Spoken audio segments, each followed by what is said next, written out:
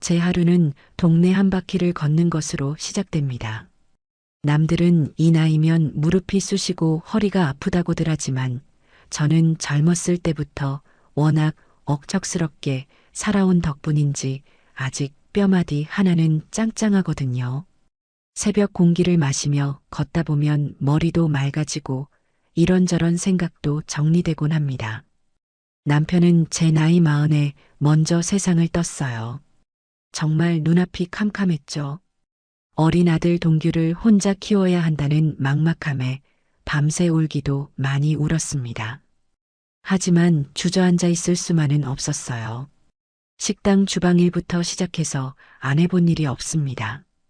그렇게 10원 한 장 허투루 쓰지 않고 악착같이 모은 돈으로 작은 상가 건물을 하나 장만했고 그게 지금의 저를 있게 한 미천이 되었어요.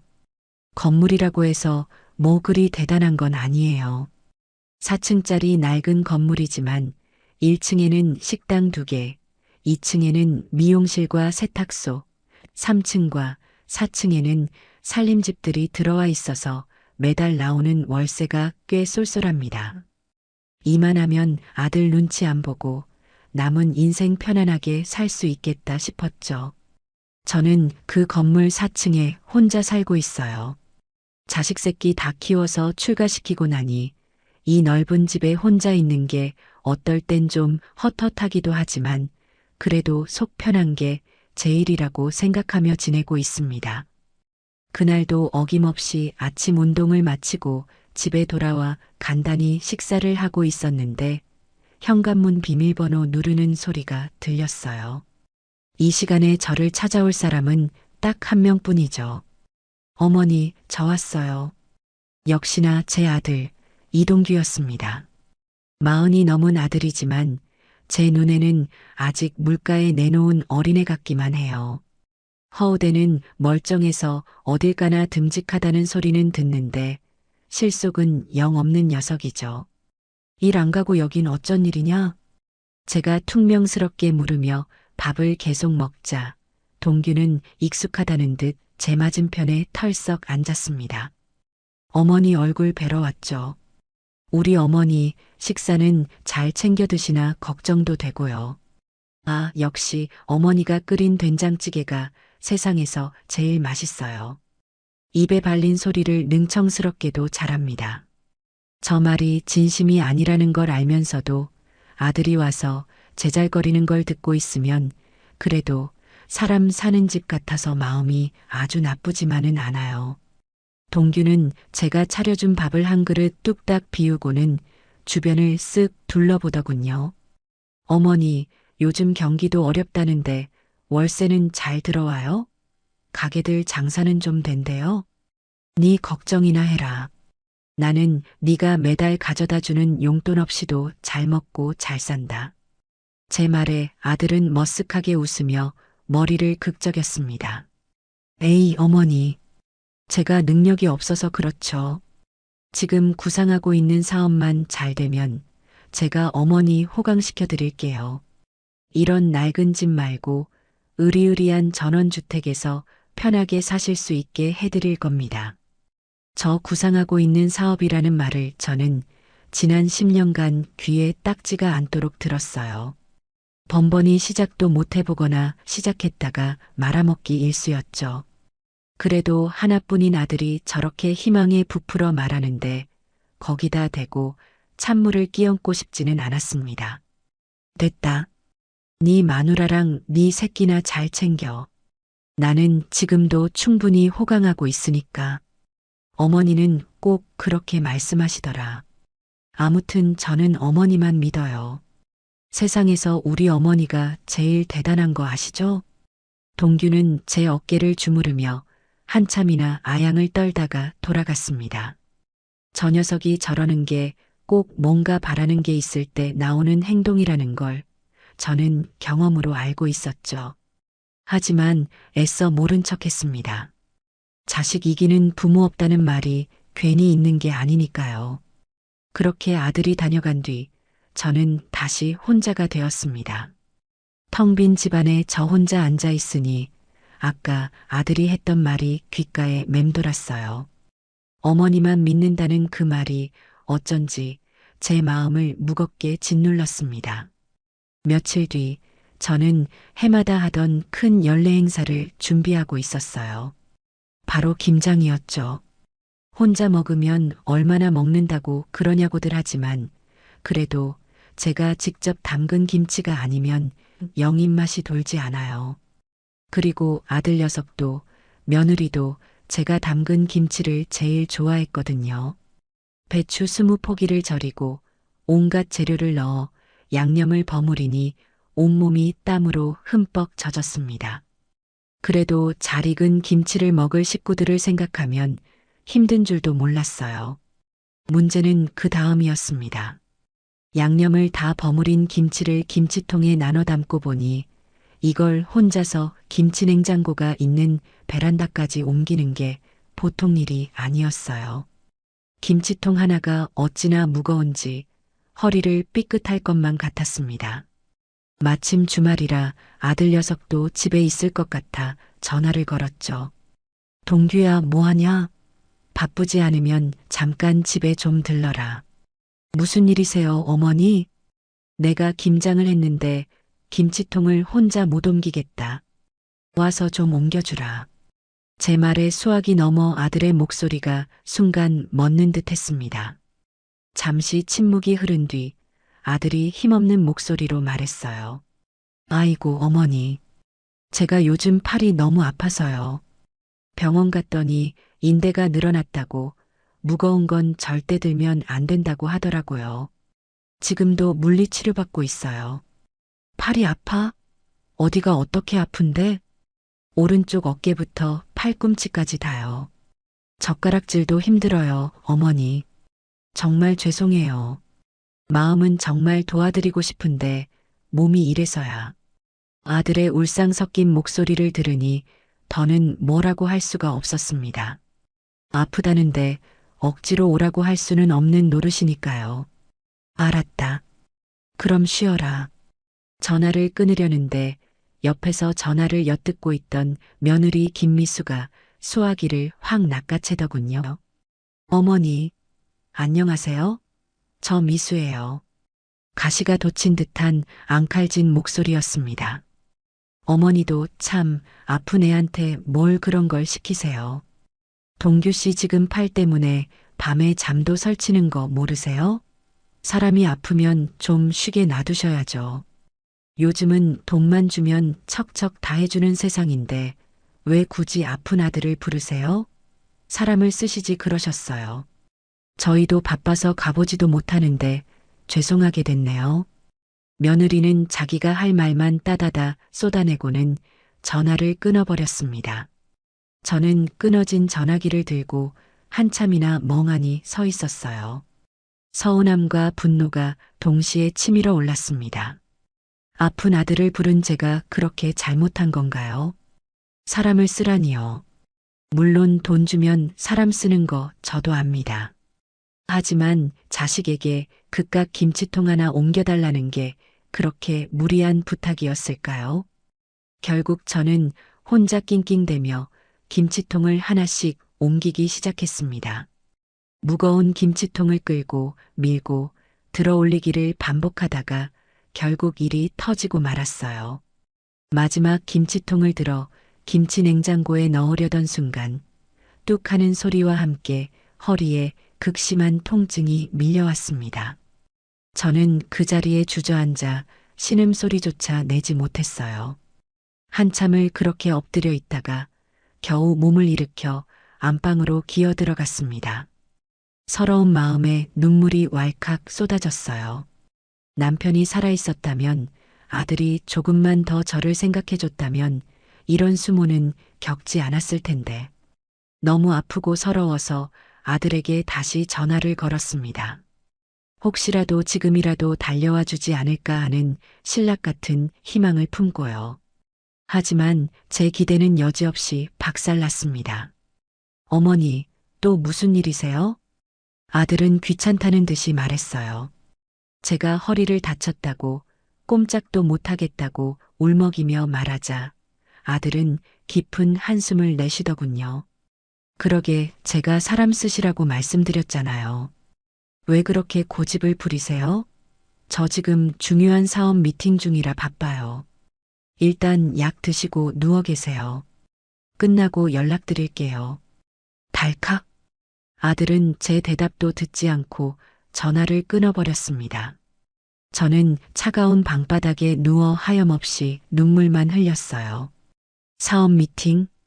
팔이 아파서 젓가락질도 못한다던 녀석이 사업 미팅은 할 힘이 있나 봅니다.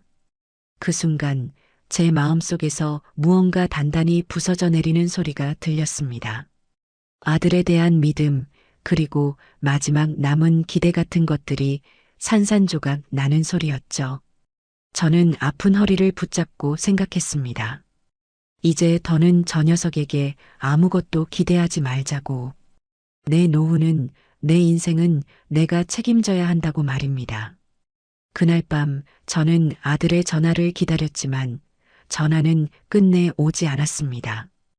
허리를 붙잡고 끙끙 앓아누운 지 꼬박 사흘이 지났어요.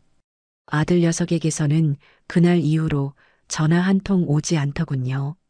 사업 미팅이 얼마나 중요한지는 몰라도 어미가 허리를 다쳐 꼼짝도 못한다는데 어찌 일이 감감무소식일 수 있는지 서운함을 넘어 배신감에 치가 떨렸습니다. 며느리는 오죽할까요? 그 애는 원래부터 저를 돈 나오는 나무 정도로만 생각했으니 기대도 없었어요. 다행히 2층 세탁소 아주머니가 반찬을 가져다 주러 왔다가 제 몰골을 보고는 기겁을 해서 죽도 끓여주고 약도 사다 주며 며칠을 돌봐주었답니다. 피 한 방울 안 섞인 남이 제 배 아파 낳은 자식보다 100배는 나았어요. 아이고 사장님, 자식 소용없다더니 정말이네. 아드님은 뭐한대요. 코빼기도 안 비치고. 세탁소 아주머니의 말에 저는 그저 씁쓸하게 웃어 보일 뿐이었죠. 자식 흉을 남에게 보이고 싶지는 않았거든요. 그렇게 남의 도움으로 겨우 몸을 추스르고 일어나 앉을 만해졌을 때 도어록 누르는 소리가 요란하게 들렸습니다. 며칠 만에 나타난 아들과 며느리였어요.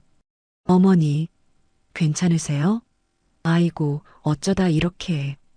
동규는 제 앞에 털썩 주저앉으며 호들갑을 떨더군요.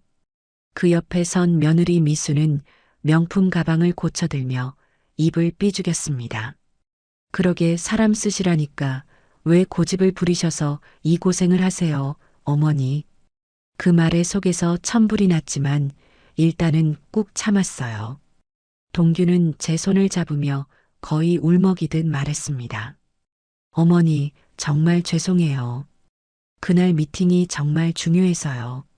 제 인생이 걸린 문제라 어쩔 수가 없었어요. 끝나자마자 바로 온다는 게 일이 계속 꼬여서. 그리고 제 팔도 이 모양이라 와봤자 짐만 될 것 같았고요. 아들은 아프다던 오른쪽 팔을 부여잡으며 인상을 썼어요. 참으로 대단한 연기였죠. 저 가증스러운 얼굴을 보고 있자니 저걸 내 아들이라고 평생 마음 졸이며 키웠나 싶어 허탈한 웃음이 나왔습니다. 됐다. 다 지난 일이다. 이제 괜찮다. 제가 무뚝뚝하게 말하자 며느리가 기다렸다는 듯 끼어들었어요. 어머니, 괜찮으시다니 다행이에요. 마침 저희가 오늘 어머니께 드릴 말씀이 있어서 왔거든요. 동규 씨, 어서 말씀드려. 미수의 재촉에 동규는 헛기침을 한번 하더니 가방에서 서류 뭉치와 태블릿 PC를 꺼내 제 앞에 펼쳐놓았습니다. 어머니, 제가 그 중요하다고 말씀드렸던 미팅이 바로 이 사업 때문이었어요. 화면에 떠 있는 건 미래형 스마트팜 도시 농업 솔루션이라는 거창한 제목의 사업 계획서였어요. 내용은 대충 이랬죠. 아파트 베란다나 옥상 같은 좁은 공간에 설치할 수 있는 식물 재배 기계를 만들어서 파는 사업이었답니다. 인공지능이 알아서 온도와 습도, 영양분까지 조절해줘서 누구나 쉽게 유기농 채소를 길러 먹을 수 있다는 것이었어요. 보세요, 어머니. 요즘 사람들 건강에 얼마나 관심이 많아요? 미세먼지다, 환경호르몬이다 해서 먹거리 불안이 심각하잖아요. 이건 그야말로 대박 아이템이에요. 저희가 초기 시장만 선점하면 돈은 그냥 긁어 모으는 겁니다. 아들은 잔뜩 흥분해서 떠들어댔습니다. 며느리는 옆에서 맞장구를 쳤죠. 맞아요, 어머니. 이건 그냥 장사가 아니라 미래를 선도하는 사업이라니까요. 앞으로는 집에서 직접 채소를 길러 먹는 게 대세가 될 거예요. 저희가 그 중심에 서는 거고요. 저는 말없이 그들이 내민 자료를 훑어보았어요. 제가 사업에 대해 뭘 알겠냐마는 아무리 봐도 허황된 소리로만 들렸죠. 기계는 누가 만들며 그걸 어떻게 팔 것이며 고장나면 수리는 누가 해줄 것인지 구체적인 계획은 하나도 없고 장밋빛 전망만 가득했습니다. 그래서 이 사업을 하는데 돈이 얼마나 필요한 거냐? 제 단도직입적인 질문에 부부는 잠시 서로의 얼굴을 쳐다보더군요. 먼저 입을 연 것은 며느리였어요. 어머니도 아시겠지만 이런 첨단 사업은 초기 투자금이 좀 많이 들어요. 공장도 계약해야 하고 연구 개발비도 필요하고요. 그래서 말인데요, 어머니. 미수는 말을 흐리며 제 눈치를 살폈습니다. 동규가 그 말을 냉큼 이어받았어요. 어머니께서 저희를 좀 도와주셨으면 해요. 어머니 소유하신 그 상가 건물, 그거 담보로 대출을 좀 받아서 저희 사업 자금으로 쓰면 어떨까 해서요. 기가 막혔습니다. 제가 평생을 바쳐 이룬 재산을 담보로 저런 뜬구름 잡는 사업에 돈을 대라니요. 단칼에 거절해야 마땅했죠. 안 된다. 제 대답에 아들 내외의 얼굴이 순식간에 굳어졌어요. 왜요, 어머니? 제 사업 계획이 못 믿어오세요? 못 믿어온 정도가 아니다. 딱 봐도 성공할 사업이 아니야. 너는 이런 거 할 깜냥도 못 되고 뜬구름 잡지 말고 나가서 땀 흘려 돈 벌 생각이나 해라. 제 냉정한 말에 동규의 얼굴이 벌개졌습니다. 하지만 며느리는 포기할 생각이 없는 듯 했어요. 오히려 더 집요하게 파고들었죠. 어머니, 너무하시네요. 어떻게 아들한테 그런 심한 말씀을 하세요? 동규 씨가 누구 때문에 이 고생을 하는데요? 다 어머니 아들이잖아요. 어머니 노후 편안하게 모시려고 이러는 거 아니에요. 내 노후는 내가 알아서 한다. 너희 도움 필요 없어. 어머니, 어차피 그 건물 나중에 동규 씨한테 물려주실 거잖아요. 안 그래요? 미수의 목소리가 날카롭게 변했어요.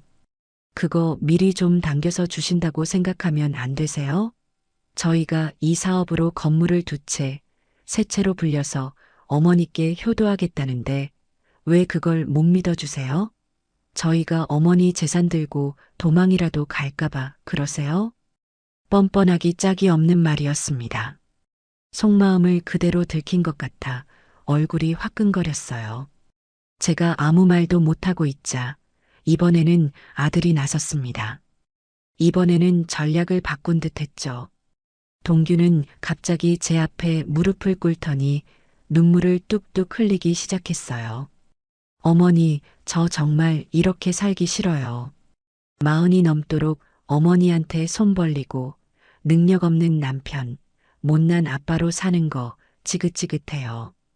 아들은 아프다던 오른쪽 팔을 붙잡고 흐느꼈습니다. 제가 이 팔만 아니면 나가서 막노동이라도 해서 돈을 벌 텐데 의사가 무거운 건 절대 들면 안 된다고 하니 제가 할 수 있는 일이 없어요. 어머니, 이 사업만이 제게 남은 유일한 희망이에요. 제가 제대로 일어서서 어머니께 효도할 수 있는 마지막 기회라고요. 제발 저 한 번만 믿어주세요. 자식의 눈물은 부모에게 가장 큰 무기라는 걸 저 녀석은 너무나도 잘 알고 있었어요. 콧물을 훌쩍이며 제 바짓가랑이를 붙잡고 애원하는 아들을 보니 조금 전까지 제 마음속에 가득했던 분노와 의심이 눈 녹듯 사라지는 것 같았죠. 평생을 저 하나만 보고 살아온 아들이었습니다. 비록 하는 짓이 못 믿었고 철이 없어도 결국은 제 아들이었으니까요. 아들이 저렇게까지 간절하게 애원하는데 부모로서 어떻게 매정하게 외면할 수 있을까요? 제 마음이 걷잡을 수 없이 흔들리기 시작했습니다. 며느리는 그 틈을 놓치지 않고 쐐기를 박았어요. 어머니, 딱 한 번만 동규 씨 믿어주세요. 이번에 실패하면 저희 정말 길거리에 나앉을지도 몰라요. 그러면 어머니 손주들은 어떡해요? 제발 저희 좀 살려주세요. 손주들 이야기까지 나오니 더는 버틸 재간이 없더군요. 결국 저는 제 인생에서 가장 어리석고 후회스러운 결정을 내리고야 말았습니다. 알았다. 그럼 그렇게 하거라. 제 입에서 허락의 말이 떨어지자 아들 내외의 얼굴에 화색이 도는 것을 저는 똑똑히 보았어요. 그들은 제게 몇 번이고 고맙다고 평생 은혜를 잊지 않겠다고 머리를 조아렸습니다. 하지만 그들의 감사 인사 속에서 저는 어쩐지 덫에 걸린 짐승의 불안감을 느껴야만 했어요. 그 덫을 놓은 것이 제가 그토록 사랑하는 아들이라는 사실에 가슴 한구석이 시리도록 아파왔습니다. 아들 내외가 돌아간 뒤 저는 며칠 밤낮으로 잠을 이루지 못했어요. 평생을 모아 장만한 내 재산을, 그것도 온전한 내 노후 자금을 저 철없는 아들의 허황된 꿈에 던져 넣는 것이 과연 옳은 일일까? 머릿속에서는 안 된다는 이성이 소리치고 있었지만 눈물로 호소하던 아들의 얼굴이 아른거려 가슴이 아파왔죠. 자식의 앞길을 막는 어미가 되고 싶지는 않았거든요. 하지만 불안한 마음을 떨칠 수가 없었습니다. 건물을 담보로 대출을 받는 것보다 아이의 아들 이름으로 증여를 해주는 게 어떻겠냐는 며느리의 말이 귓가에 계속 맴돌았어요. 그래야 은행 이자도 아끼고 사업하기도 편하다는 것이었죠. 일리가 있는 말이기도 했지만 모든 걸 넘겨주기에는 너무나도 큰 위험이 따른다는 걸 본능적으로 느끼고 있었습니다. 고민에 고민을 거듭하던 끝에 저는 한 사람을 찾아가기로 마음먹었어요. 예전에 우리 건물 세입자였던 젊은 총각인데 사법고시에 합격해서 지금은 변호사로 일하고 있었죠. 고시 공부하던 시절 제가 밥도 챙겨주고 월세도 가끔 깎아주며 아들처럼 챙겨줬던 인연이 있었답니다. 박진우 변호사, 똑똑하고 심성도 고운 청년이었어요. 어이구, 어머님, 여기까지 어쩐 일이세요? 연락 주시면 제가 찾아뵈었을 텐데요. 오랜만에 만난 박 변호사는 저를 무척이나 반갑게 맞아주었습니다. 저는 자리에 앉아 아들 내외의 사업 이야기부터 재산 증여 문제까지 속 시원하게 다 털어놓았어요. 제 이야기를 듣는 내내 박 변호사의 표정은 점점 굳어지더군요. 어머님, 죄송하지만 제가 듣기에는 아드님 사업은 위험성이 너무 커 보입니다. 그리고 함부로 재산을 증여하시는 건 절대 안 됩니다. 박 변호사는 단호하게 말했어요. 그는 저와 비슷한 처지에 놓였던 많은 부모들이 자식에게 재산을 물려주고 길거리에 나앉게 된 사례들을 여러 개 이야기해 주었습니다. 이야기를 들을수록 등골이 오싹해졌어요. 하지만 변호사님, 자식이 저렇게 눈물로 애원하는데 부모로서 어찌 모른 척 하겠어요. 제가 죽으면 어차피 다 그 녀석 차지가 될 텐데요. 제 하소연에 박 변호사는 잠시 생각에 잠기더니 조심스럽게 입을 열었습니다. 방법이 전혀 없는 것은 아닙니다. 어머님, 부담부 증여라는 제도가 있어요. 생전 처음 들어보는 법률 용어였죠. 박 변호사의 설명은 이랬습니다. 그냥 재산을 물려주는 것이 아니라 특정 조건을 붙여서 증여하는 방식이라는 것이었어요. 예를 들어 부모를 충실히 부양한다거나 자식으로서의 도리를 다한다는 조건을 계약서에 명시하는 겁니다. 만약 자식이 그 조건을 어길 경우에는 증여했던 재산을 다시 되돌려받을 수 있는 법적 장치가 된다는 것이었죠. 그게 정말로 가능한가요? 네, 어머님. 법적으로 효력이 있습니다. 부모를 부양한다는 조건을 아주 구체적으로 명시하는 게 중요해요. 예를 들어 매달 얼마의 생활비를 지급하고 일주일에 몇 번 이상 찾아뵈며 아플 때는 병원비를 책임지고 직접 간호한다는 식으로요. 만약 아드님께서 진심으로 어머님을 위한다면 이런 조건을 거부할 이유가 없겠죠. 박 변호사의 말을 듣는 순간 복잡했던 머릿속이 환하게 밝아지는 기분이었습니다. 이것이야말로 아들의 진심을 확인할 수 있는 동시에 제 노후를 지킬 수 있는 유일한 방법이라는 생각이 들었어요. 아들을 시험하는 것 같아 마음이 편치만은 않았지만 제 남은 인생을 위해서라도 이기적이 되어야 했습니다. 저는 며칠 뒤 아들 내외를 다시 집으로 불렀어요. 그리고 박 변호사에게 자문받은 내용을 차분하게 설명했죠. 너희 사업, 내가 도와주마. 건물 담보로 대출받는 것보다 아예 네 이름으로 증여를 해주겠다.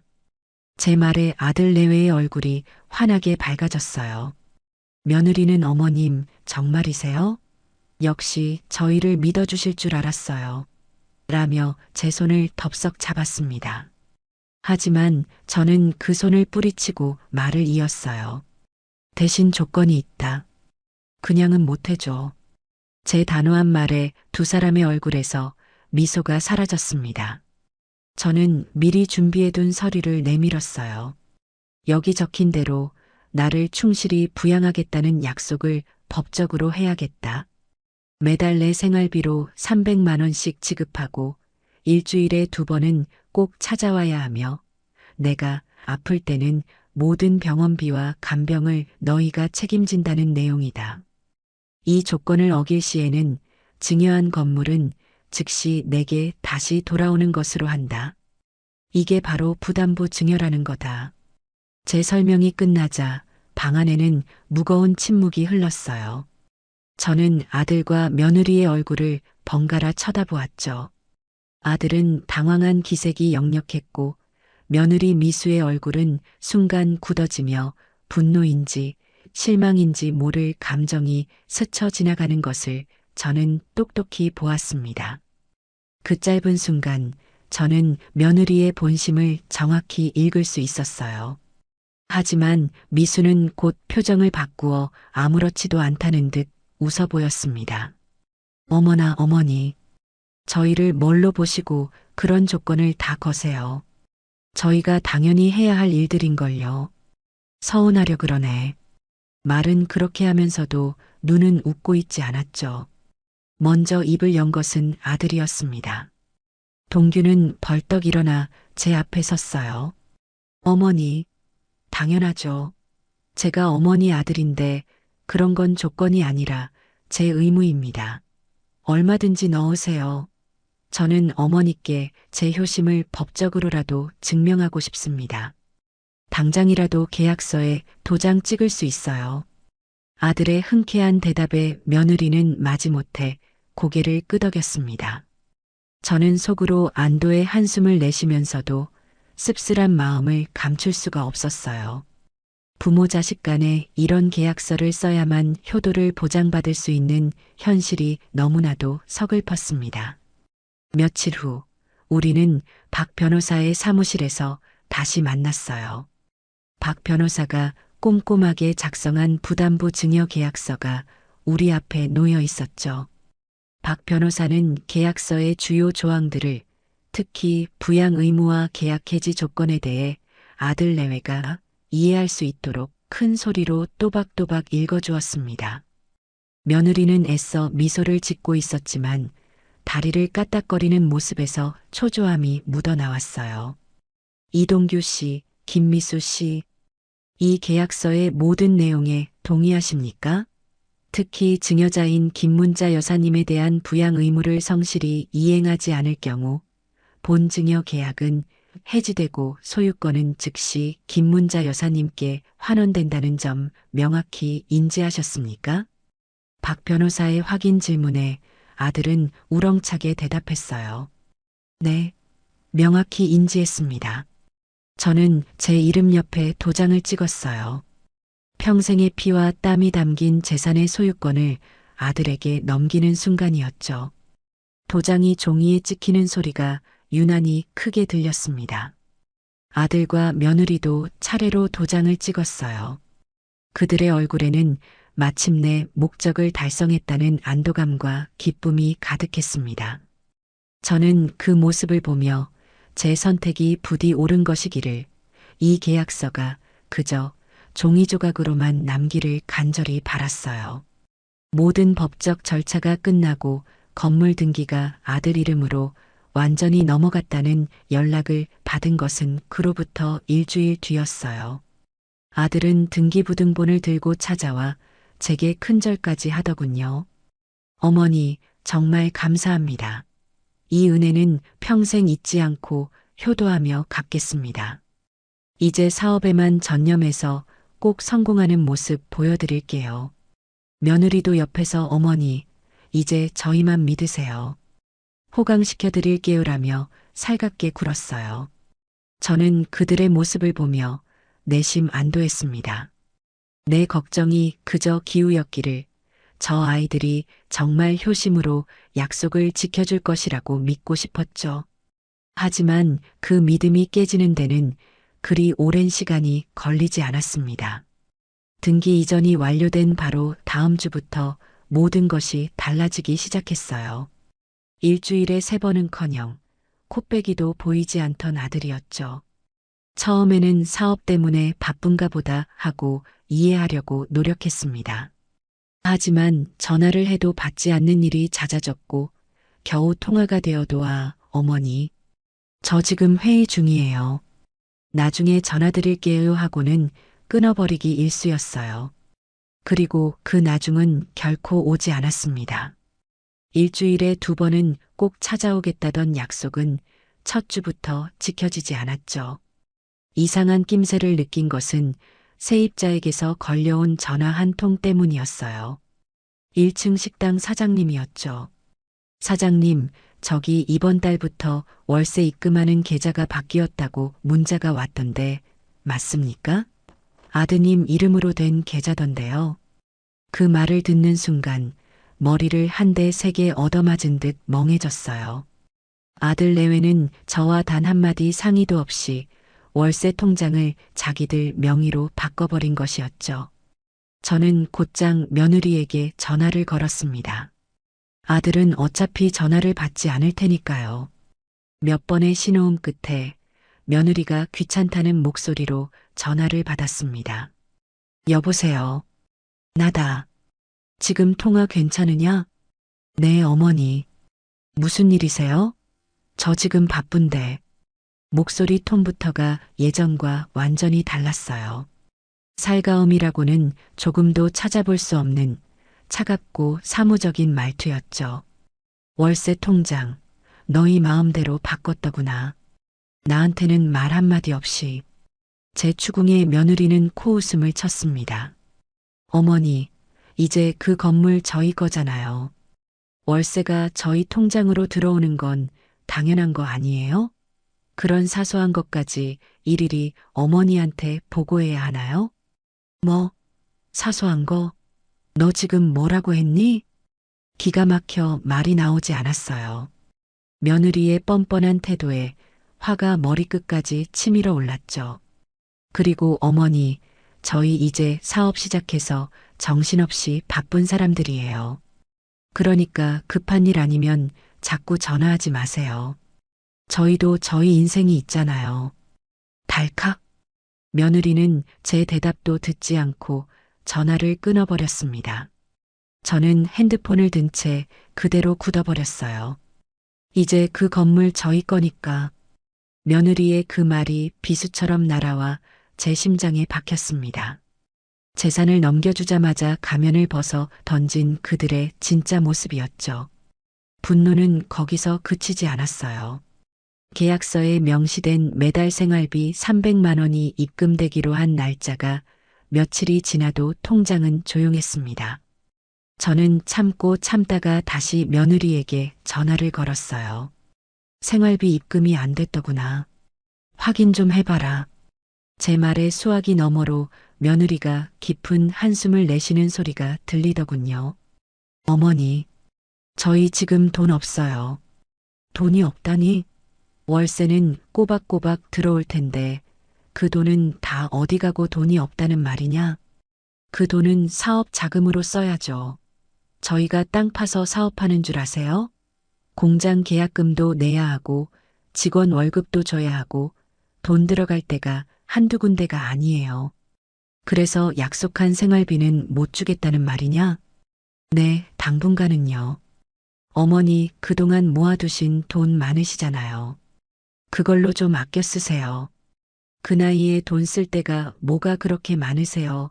솔직히. 저는 제 귀를 의심했어요. 며느리는 이제 숨기지도 않고 대놓고 저를 무시하고 있었습니다. 너희 계약서 내용 잊었니? 분명히 부양 의무를 다하지 않으면. 제 말이 채 끝나기도 전에 며느리가 비웃으며 말을 잘랐습니다. 아, 그 계약서요? 그거 그냥 형식상 쓴 거 아니었어요? 설마 어머니가 그걸로 진짜 아들을 법정에 세우시게요? 세상에 어떤 부모가 자식 앞길을 그렇게 막아요. 어머니는 안 그러실 거잖아요. 그 말은 확신에 차 있었어요. 피를 나눈 자식을 상대로 설마 법대로 하겠느냐는 제 모정을 비웃는 조롱이었죠. 저는 더 이상 아무 말도 할 수가 없었습니다. 분하고 원통해서 심장이 터질 것 같았지만 목구멍에서는 아무 소리도 나오지 않았어요. 며느리는 마지막으로 한마디를 덧붙였습니다. 저희가 성공해야 어머니한테도 좋은 거 아니에요? 그러니까 당분간은 저희한테 아무것도 바라지 마시고 조용히 기다려주세요. 아셨죠? 그럼 끊어요. 전화는 또다시 일방적으로 끊겼어요. 저는 텅 빈 거실에 주저앉아 한참을 울었답니다. 내 아들이, 내 며느리가 나에게 어떻게 이럴 수 있을까? 내 모든 것을 내어주었는데 돌아온 것은 철저한 배신과 무시뿐이었어요. 눈물이 잦아들자 그 자리를 차가운 분노가 채우기 시작하더군요. 그래, 너희는 내가 자식을 상대로 법정에 서지 못할 거라고 생각하겠지. 내 모정을 약점 삼아 나를 기만하고 있겠지. 하지만 너희는 나를 한참 잘못 봤다. 나는 평생을 억척스럽게 살아온 김문자다. 내 것을 부당하게 빼앗기고 눈뜨고 당하고만 있을 만큼 어리석지 않아요. 저는 자리에서 일어나 서랍 깊숙한 곳에 넣어두었던 서류 봉투를 꺼냈습니다. 그 안에는 박진우 변호사와 함께 작성했던 부담부 증여 계약서 사본이 고이 들어 있었어요. 저는 계약서의 모든 조항을, 특히 계약 해지 조건 부분을 손가락으로 짚어가며 몇 번이고 반복해서 읽었죠. 이것은 단순한 종이 조각이 아니었어요. 저들의 탐욕과 배신에 맞서 싸울 제게 남은 유일한 무기였습니다. 며느리가 제 모정을 비웃으며 전화를 끊어버린 그날 이후 제 삶은 다시 한번 크게 달라졌어요. 아들 내외에게 재산을 넘겨주기 전과 후, 그리고 이제는 그들의 본색을 알아차린 후로 나뉘는 셈이죠. 이전에는 아들이 찾아오지 않을까, 전화라도 한 통 오지 않을까 기다리는 마음이 조금이라도 있었다면, 이제는 그런 미련 따위는 먼지 한 톨도 남지 않았습니다. 대신 그 자리에는 차갑고 단단한 분노와 내 것을 되찾고야 말겠다는 결심만이 가득 찼어요. 그들의 연락은 당연히 없었습니다. 일주일에 2번 찾아오겠다던 약속은 이미 하늘로 날아간 지 오래고 매달 300만 원씩 보내주겠다던 생활비는 첫 달부터 강간무소식이었죠. 월세 수입이 고스란히 그들에게 넘어가니 저는 당장 생활이 막막해졌습니다. 물론 그동안 아껴 쓰며 모아둔 비상금이 있었기에 길거리에 나앉을 신세는 아니었지만 기분이 참 비참하더군요. 평생을 억척같이 일해 이룬 건물에서 월세 한 푼 못 받고 오히려 제 쌈짓돈을 헐어서 생활해야 하는 이 상황이 너무나도 기가 막혔어요. 반찬 하나를 사더라도 예전처럼 선뜻 손이 가지 않았습니다. 시장에 가서 콩나물 한 봉지를 사면서도 몇 번을 들었다 놨다 했어요. 이런 제 모습이 처량해서 눈물이 핑 돌다가도 이내 마음을 고쳐 먹었습니다. 그래, 이 돈도 다 내 피 같은 돈이다. 저 배은망덕한 것들에게 한 푼이라도 더 뜯기지 않으려면 내가 정신을 바짝 차려야 한다. 오히려 이런 궁핍함이 제 투지를 더욱 불태우는 땔감이 되어 주었죠. 그러던 어느 날이었어요. 동네 이웃들과 함께 경로당에 갔다가 평소 가깝게 지내던 순이 엄마를 만났습니다. 저보다 대여섯 살은 아래지만 워낙 마음이 잘 맞아 언니 동생처럼 지내는 사이였죠. 어머 언니, 얼굴 보기가 왜 이렇게 힘들어? 그동안 어디 아팠어? 순이 엄마가 제 손을 덥석 잡으며 물었어요. 저는 애써 웃으며 괜찮다고 그냥 좀 일이 있었다고 얼버무렸습니다.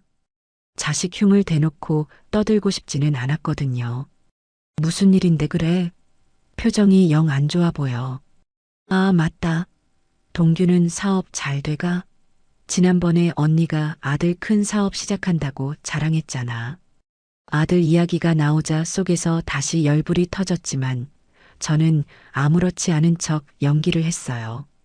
응, 뭐 이제 막 시작했으니 정신없이 바쁘겠지. 얼굴 보기도 힘드네, 아주.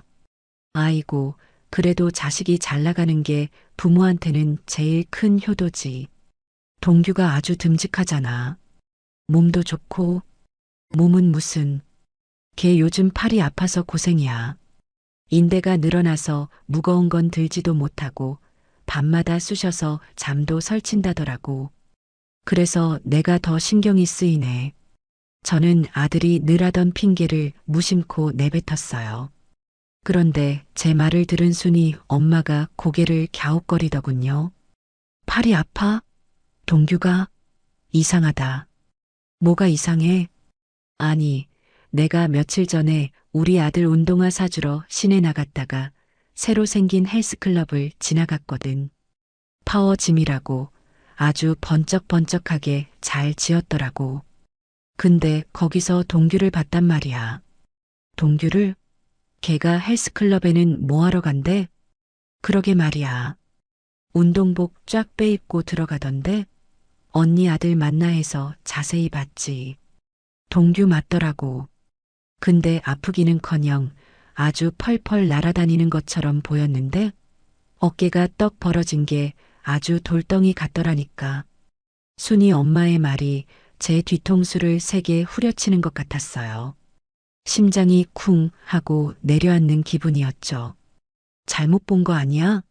동규 아닐 거야.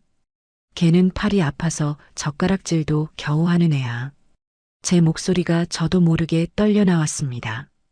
하지만 순이 엄마는 확신에 차 있었어요. 아니라니까 언니.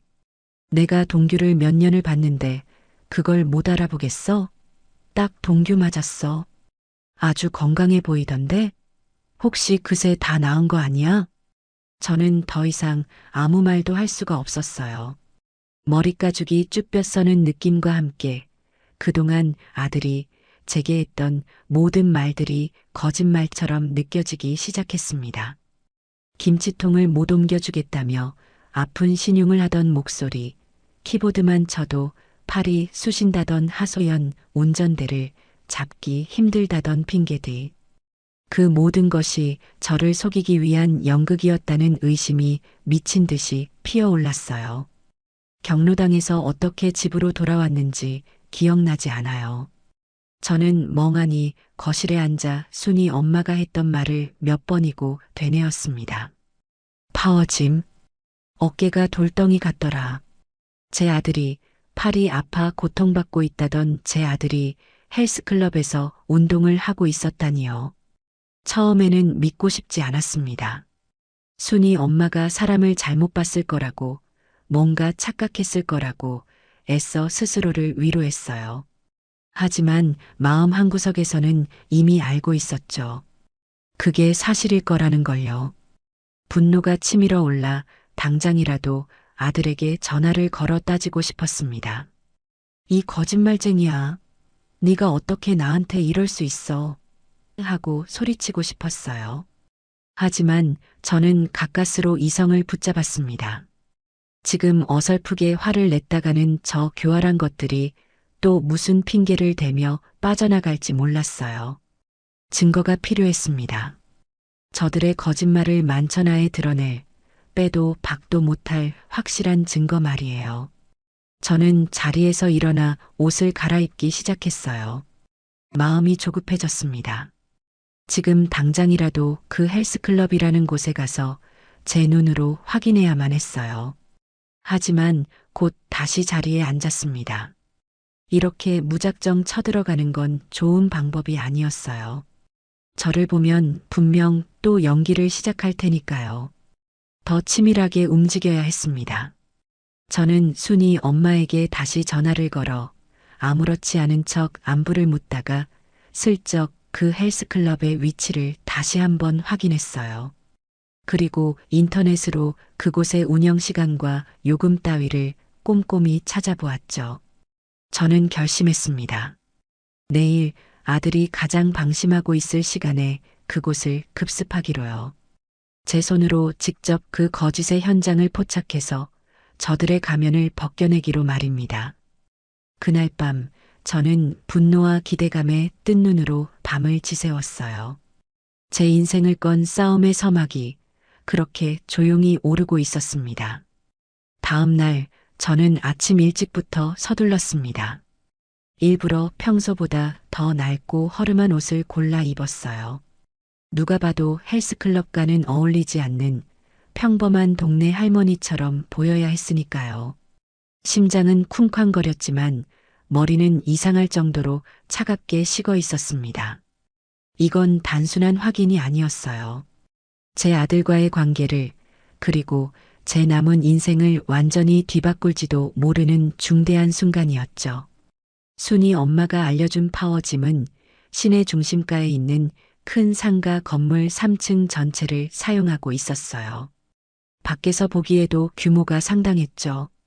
저는 곧장 들어가지 않고 길 건너편에 있는 작은 찻집 창가에 자리를 잡았습니다. 헬스클럽 입구가 한눈에 들어오는 자리였어요. 따뜻한 대추차를 시켜놓고 저는 조용히 기다리기 시작했습니다. 1시간이 지나고 2시간이 지났어요.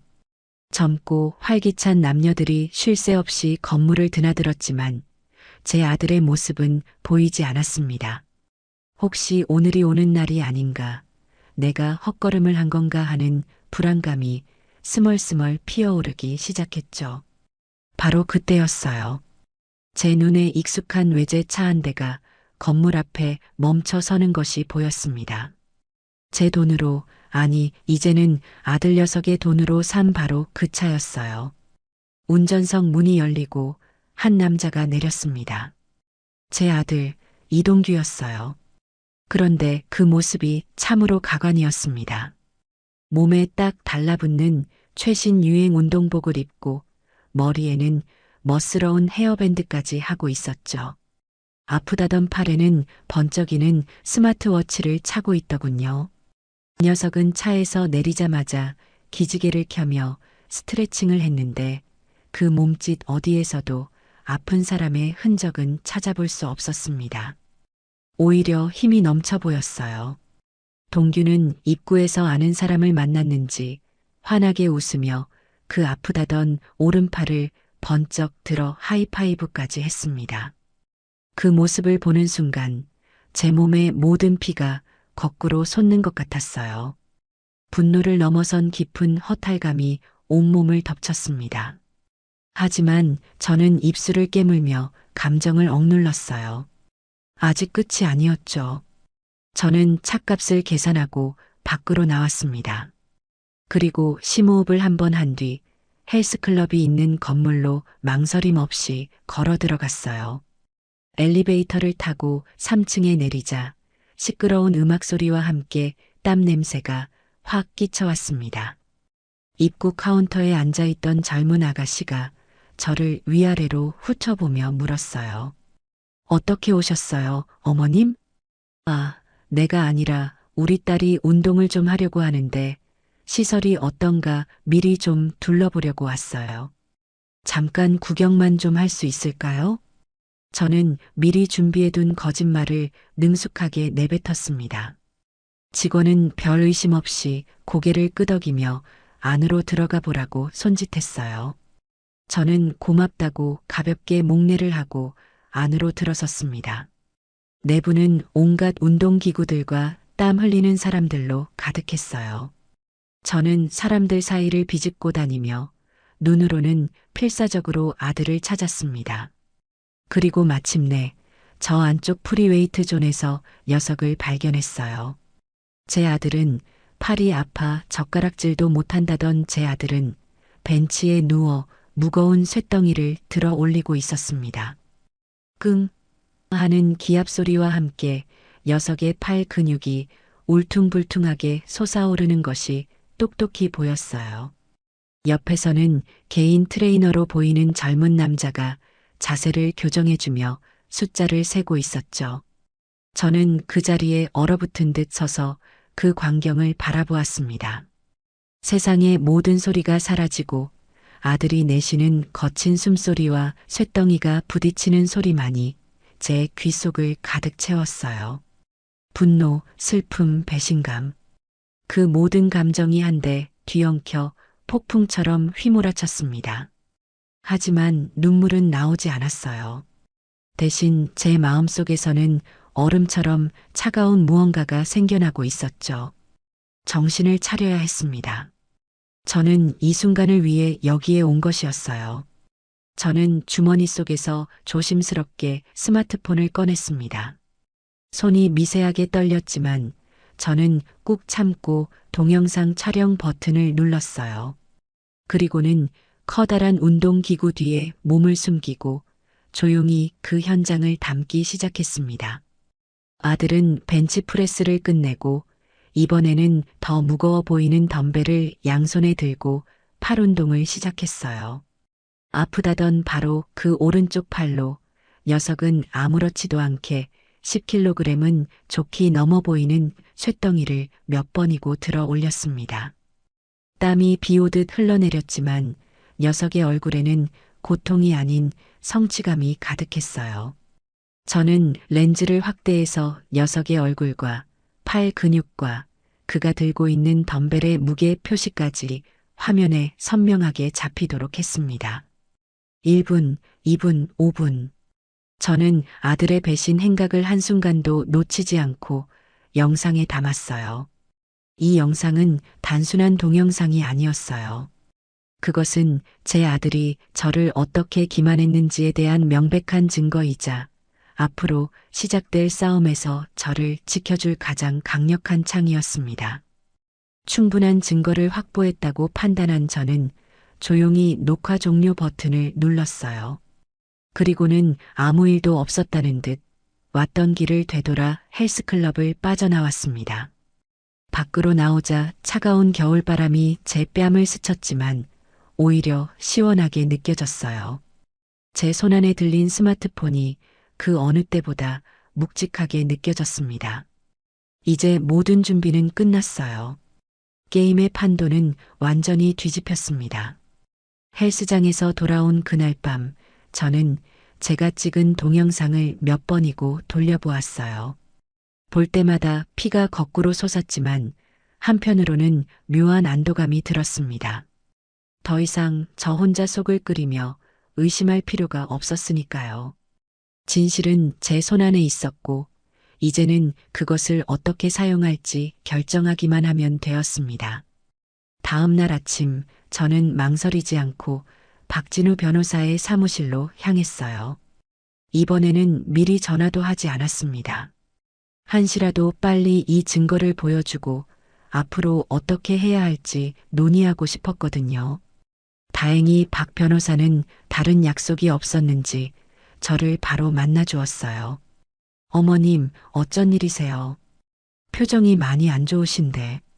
걱정스럽게 묻는 박 변호사에게 저는 아무 말 없이 스마트폰을 내밀어 동영상을 재생했습니다. 시끄러운 음악 소리와 함께 땀을 뻘뻘 흘리며 운동하는 제 아들의 모습이 화면에 나타났죠. 영상을 보는 박 변호사의 표정은 처음에는 의아함이었다가 이내 경악으로 그리고 마지막에는 분노로 바뀌었어요. 이게 정말 아드님이 맞습니까, 어머님? 그래요. 팔이 아파서 김치통 하나 못 옮긴다던 내 아들이에요. 영상이 끝나자 박 변호사는 한동안 말을 잇지 못하고 깊은 한숨을 내쉬었습니다. 세상에 정말 믿을 수가 없네요. 이건 명백한 기망행위입니다. 어머님을 속여서 재산을 증여받았다는 걸 입증할 수 있는 결정적인 증거예요. 이 정도면 부담부 증여계약 해지 소송, 저희가 무조건 이깁니다. 박 변호사의 확신의 참말을 들으니 그동안 제 가슴을 짓누르던 돌덩이가 조금은 내려가는 기분이었어요. 그럼 이제 바로 소송을 시작하면 되는 건가요? 제가 조급하게 묻자 박 변호사는 고개를 저었습니다. 아니요, 어머님. 조금만 더 침착하게 준비해야 합니다. 이 영상은 아드님의 거짓말을 증명하는 강력한 무기지만 이것만으로는 부족할 수 있어요. 법정에서는 부양 의무 불이행에 대한 증거도 확실하게 제시해야 하거든요. 저쪽에서는 사업이 어려워서 어쩔 수 없었다고 변명할 게 뻔합니다. 우리는 그 변명조차 통하지 않도록 그들이 의도적으로 어머님을 방치했다는 증거를 더 모아야 해요. 박 변호사는 아주 구체적인 행동 지침을 알려주었어요. 첫째, 앞으로 아들이나 며느리와 하는 모든 통화는 무조건 녹음할 것. 요즘 스마트폰에는 통화 자동 녹음 기능이 있으니 그걸 활용하라고 알려주었죠.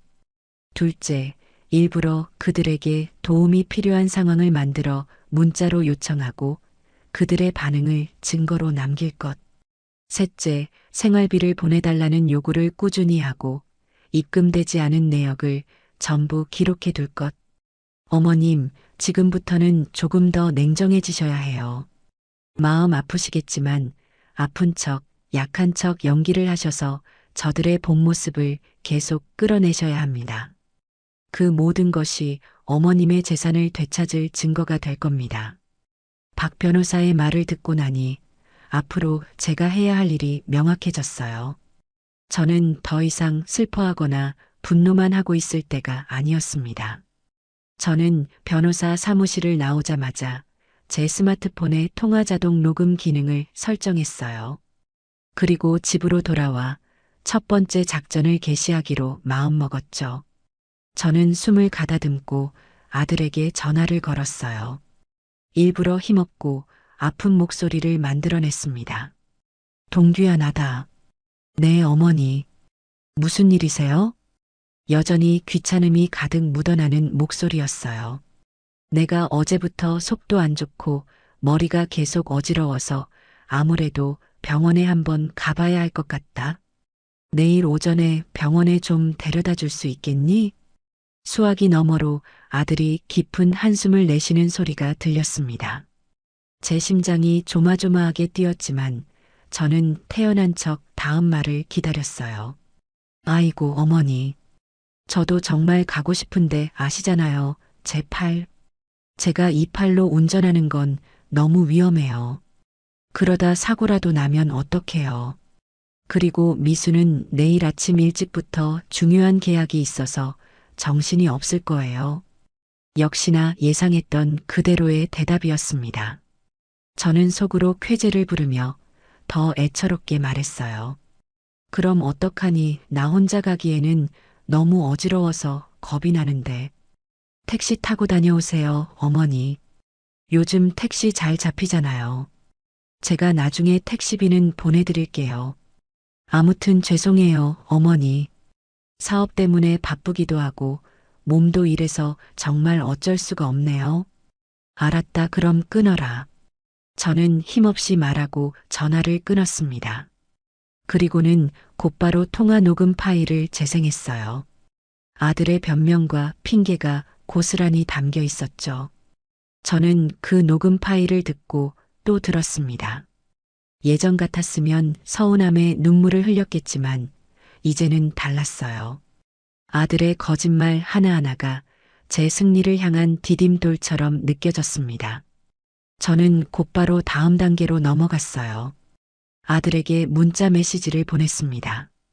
병원에 택시 타고 다녀오려면 왕복 택시비가 3만 원은 나올 것 같구나. 그리고 약속한 이번 달 생활비는 언제쯤 줄 수 있니? 연락 좀 다오. 문자를 보내고 한참을 기다렸지만 답장은 오지 않았어요. 읽은 표시는 떠 있었지만 아들은 제 문자를 철저히 무시했습니다. 그것 또한 완벽한 증거였죠. 저는 그 문자 화면을 캡처해서 따로 저장해 두었습니다. 차곡차곡 쌓여가는 증거들을 보며 저는 제 승리를 확신했어요. 이제 저 교활하고 배은망덕한 아들 내외에게 법이라는 것이 얼마나 무서운지 똑똑히 알려줄 차례였습니다. 반격의 신호탄은 이미 성공적으로 쏘아 올려졌습니다. 아들과의 통화 내용을 성공적으로 녹음하고 문자로 보낸 생활비 요구가 처참히 무시당하는 증거까지 확보하고 나니 제 마음은 오히려 강철처럼 단단해졌어요. 그들의 모든 행동 하나하나가 제 승소를 위한 벽돌이 되어 차곡차곡 쌓이고 있었으니까요. 박진우 변호사의 조언에 따라 저는 그 후로도 몇 주간 꾸준히 증거를 수집했습니다. 일주일에 두세 번씩은 꼭 전화를 걸어 안부를 묻는 척하며 그들의 반응을 녹음했어요. 한 번은 일부러 다급한 목소리로 며느리에게 전화를 걸었죠. 아가, 나다. 큰일 났다. 화장실에서 나오다가 발을 헛디뎌서 넘어졌는데 발목이 너무 아파서 일어날 수가 없어. 물론 멀쩡했습니다. 저는 안방 침대에 편안히 누워서 세상에서 가장 아픈 사람처럼 연기했어요. 수화기 너머로 며느리가 쯧하고 혀를 차는 소리가 선명하게 들려왔습니다. 어머니, 119에 전화하세요. 저희 지금 지방에 출장 와 있어서 못 가봐요. 지방? 어디 갔는데? 그건 아실 거 없고요. 아무튼 저희 바쁘니까 병원 가보시든지 알아서 하세요. 자꾸 이런 일로 전화하지 마시고요. 지방 출장이라는 너무나도 뻔한 거짓말. 저는 그 전날 동네 마트에서 장을 보다가 백화점 쇼핑백을 양손 가득 들고 활보하는 며느리의 뒷모습을 똑똑히 보았거든요. 그들의 거짓말은 이제 성의조차 없었습니다. 그 통화 역시 고스란히 저장되었죠. 그렇게 한 달치의 증거가 쌓였을 때 저는 다시 박 변호사를 찾아갔습니다. 제가 모은 녹음 파일들과 문자 캡처 내역을 확인한 박 변호사는 고개를 끄덕이며 만족스러운 미소를 지었어요. 어머님, 정말 대단하세요. 이 정도면 충분하고도 남습니다. 이제 저들이 어떤 변명을 해도 소용없을 거예요. 이제 칼을 뽑을 시간입니다. 박 변호사는 내용 증명이라는 것을 준비해야 한다고 했습니다. 소송을 시작하기 전에 상대방에게 우리는 이러이러한 사유로 당신과의 계약을 해지하고 법적 조치를 취할 것이다라고 공식적으로 알리는 우편물이라고 하더군요. 이건 단순한 편지가 아니라 우체국을 통해 그 내용과 발송 사실을 국가가 증명해주는 강력한 법적 문서였어요. 이걸 받으면 아드님 내외는 아마 길길이 날뛸 겁니다. 어머님. 분명히 집으로 찾아와서 온갖 행패를 부릴 수도 있어요. 마음 단단히 먹으셔야 합니다. 걱정 말아요, 변호사님. 저는 그들이 어떤 얼굴을 하고 찾아올지 이미 다 알고 있으니까요.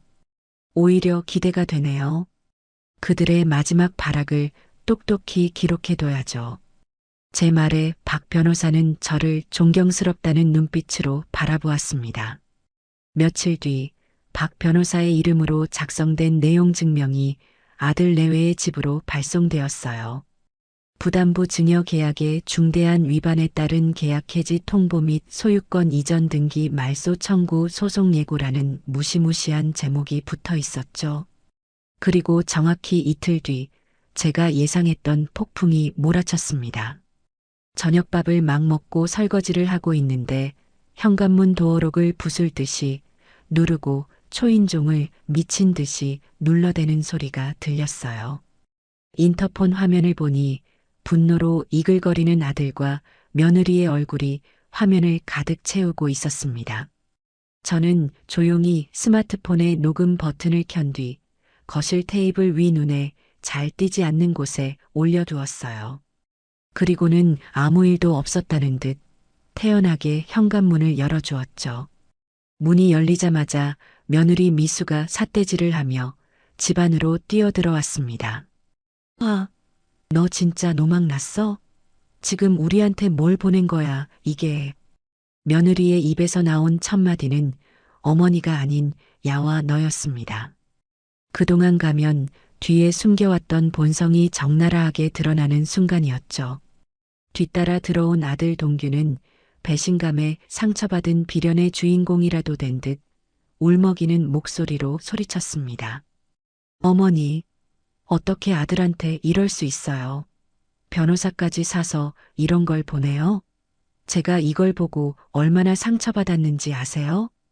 저는 두 사람의 발광을 조용히 지켜보다가 거실 소파에 우아하게 앉았어요. 그리고는 다리를 꼬고 그들을 올려다보며 차갑게 말했죠. 내 재산 내가 되찾겠다는데 무슨 문제라도 있니? 제 평온한 태도에 두 사람은 오히려 더 격분했습니다. 며느리는 제 앞에 삿대질을 하며 악을 썼어요. 문제가 있냐고? 이 늙은이가 진짜 끝까지. 야, 한 번 준 걸 어떻게 다시 뺏어가. 법적으로 이미 우리 거야. 우리 거. 네가 뭘 할 수 있는데? 그러게. 내가 뭘 할 수 있는지 법정에서 똑똑히 보여주마. 너희가 그 계약서에 뭐라고 도장을 찍었는지 벌써 잊었니? 부양 의무? 효도? 아주 가증스러워서 웃음만 나오더구나. 제 말에 찔끔했는지 이번에는 아들이 나섰습니다. 어머니, 저희가 사업 때문에 바빠서 잠깐 소홀했던 건 죄송해요. 하지만 마음은 안 그랬어요. 저희가 성공해서 어머니 호강시켜드리려고 그런 거잖아요. 그런데 어떻게 저희 마음도 몰라주시고 이렇게 등에 칼을 꽂으세요. 호강? 매달 주기로 한 생활비는커녕 어미가 아프다고 해도 나 몰라라 하는 게 너희가 말하는 호강이냐? 팔 아파서 운전도 못한다던 놈이 헬스장 가서는 쇳덩이도 번쩍번쩍 잘 만들더라. 헬스장이라는 단어가 나오자 아들 내외의 얼굴이 순식간에 하얗게 질리는 것을 저는 놓치지 않았어요. 동규는 눈에 띄게 당황하며 말을 더듬었습니다. 헬스장은요? 그건 재활치료 때문에 의사가 가벼운 근력 운동을 해야 팔이 빨리 낫는다고 해서. 그래, 아주 대단한 재활치료구나. 내가 동영상으로도 아주 잘 찍어놨는데 판사님한테도 보여드려야겠네. 네가 얼마나 열심히 재활하는지. 동영상이라는 말에 며느리의 눈이 찢어질 듯 커졌습니다. 상황이 불리하게 돌아간다는 것을 직감한 미수는 이성을 잃고 제게 달려들 기세였어요. 이 여우 같은 게 우리를 함정에 빠뜨리려고 전부 계획한 거지. 너 우리가 이대로 순순히 당할 줄 알아? 소송? 어디 해봐. 우리는 네가 침에 걸려서 정신이 오락가락한다고 맞설 거야. 재산 뺏으려는 변호사한테 속아 넘어간 거라고 소문낼 거라고. 그러면 누가 네 말을 믿어줄 것 같아? 그들의 막말과 협박은 조금도 두렵지 않았어요. 오히려 제 스마트폰에 차곡차곡 증거로 기록되고 있다는 사실에 희열마저 느껴졌습니다. 저는 자리에서 일어나 그들에게 한 걸음 다가갔어요. 그래, 어디 한번 해봐라. 치매, 정신 감정이든 뭐든 내가 다 받아주마. 그리고 너희가 오늘 여기서 한 모든 말, 짓거린 모든 막말, 지금 이 순간에도 전부 녹음되고 있다는 것만 알아둬라. 제 말에 두 사람의 움직임이 거짓말처럼 뚝 멈췄습니다. 그들의 시선은 일제히 거실 테이블 위에 놓인 제 스마트폰으로 향했어요. 모든 것을 깨달았다는 절망적인 표정. 저는 그들의 얼굴을 보며 제 인생에서 가장 통쾌한 미소를 지어 보였습니다.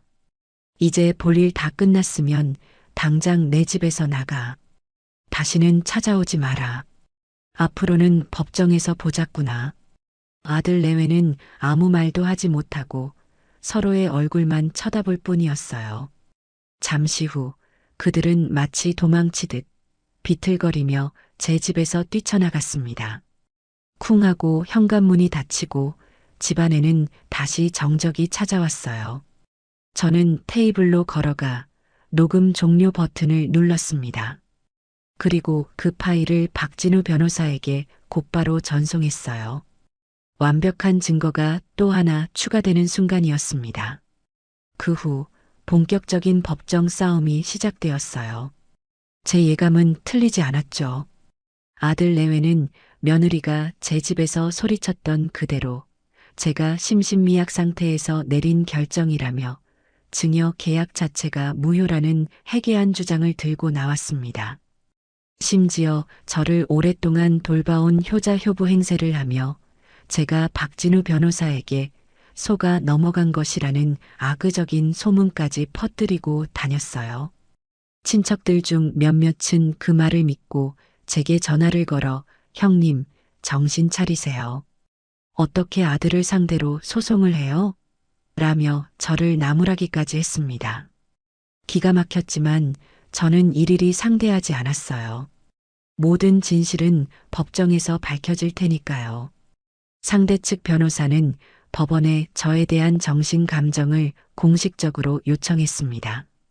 제가 정상적인 판단 능력이 있는지 의사에게 직접 검증을 받아야 한다는 것이었죠. 자식이 부모를 정신병자 취급하는 그야말로 막장 드라마에서나 보던 일이 제게 실제로 벌어진 겁니다. 어머님, 괜찮으시겠어요? 많이 불쾌하고 힘드시겠지만 이것 또한 저희에게 유리한 증거를 만드는 과정이라고 생각해 주세요. 박 변호사는 저를 위로했지만 저는 오히려 담담했어요. 괜찮아요. 나는 내 정신이 아주 멀쩡하다는 걸 누구보다 잘 아니까요. 오히려 잘 됐네요. 법원이 공인하는 정상인 딱지까지 받게 생겼으니 저는 법원에서 지정해준 대학병원으로 향했습니다. 정신감정은 생각보다 훨씬 더 길고 복잡한 과정이었어요.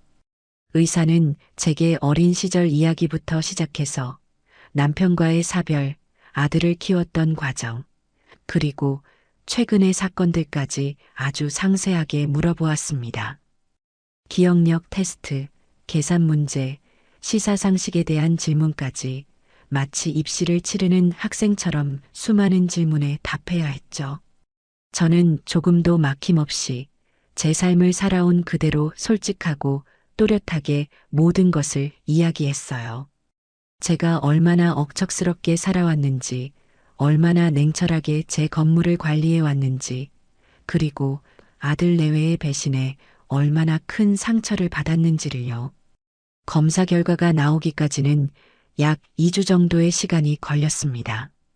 그 시간 동안 아들 내외는 아마 제가 치매나 망상장애 같은 진단을 받기만을 손꼽아 기다렸을 거예요. 하지만 그들의 기대는 산산조각 났습니다.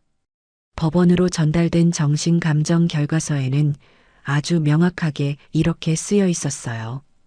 피감정인 김문자는 현재 사고의 흐름, 판단력, 기억력 등 모든 인지 기능이 정상 범위에 속하며 자신의 재산을 관리하고 법률 행위를 함에 있어 어떠한 의학적 문제도 발견되지 않음. 이 결과는 상대방에게 아주 치명적인 타격이 되었어요. 저를 정신이상자로 몰아가려던 그들의 첫 번째 전략이 완벽하게 실패로 돌아간 것이었죠. 오히려 재산을 빼앗기 위해 어머니를 정신병자로 몬 페르나라는 꼬리표만 달리게 된 셈입니다. 첫 번째 재판이 열리던 날, 저는 오랜만에 정장을 깨끗하게 차려입고 법원으로 향했습니다. 피고석에 앉아있는 아들과 며느리의 얼굴을 보니 만감이 교차했어요. 한때는 세상에서 가장 사랑했던 내 아들이 이제는 법정에서 내 재산을 두고 다투는 원수가 되어 앉아 있었습니다. 그들은 제 쪽은 쳐다보지도 않았어요. 재판이 시작되자 상대 측 변호사는 두 번째 전략을 펼치기 시작했습니다. 바로 눈물 연기였죠. 피고인 신문 순서가 되자 아들 동규가 증인석에 섰습니다. 그리고는 미리 준비해온 연극 대본을 읽는 것처럼 눈물을 뚝뚝 흘리며 판사에게 호소하기 시작했어요. 존경하는 재판장님, 저는 정말 억울합니다.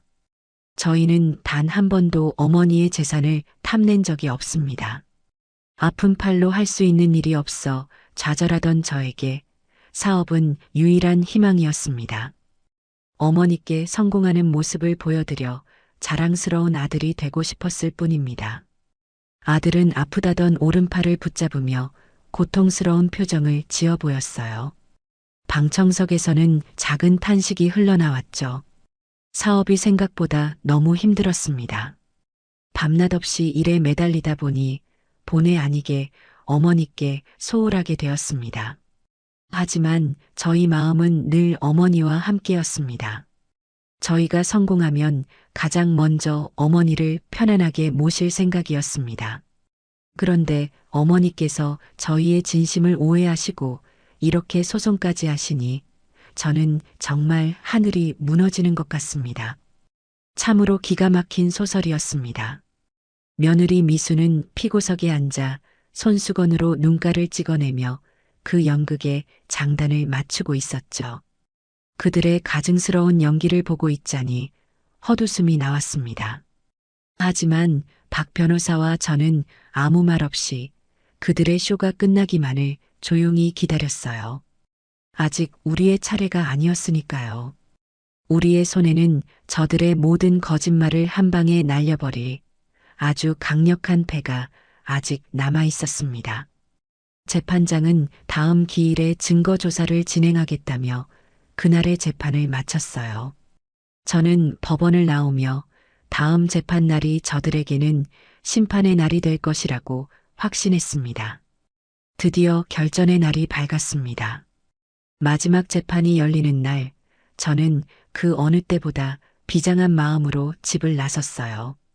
법원으로 가는 내내 제 머릿속에는 지난 세월들이 주마등처럼 스쳐 지나갔습니다. 남편 없이 홀로 아들을 키우며 고생했던 날들, 푼돈을 아껴 건물을 장만했던 기쁨의 순간, 그리고 아들 내외에게 배신당했던 서러운 밤들까지 오늘 이 모든 것을 끝내야 했습니다. 법정 안은 지난번보다 더 많은 사람들로 차 있었어요. 제 소문이 동네에 퍼졌는지 몇몇 이웃들과 상가 세입자들까지 방청석에 앉아 있더군요. 피고석에 앉은 아들과 며느리는 지난번보다 더 수척해진 얼굴로 초조하게 손톱을 물어뜯고 있었습니다.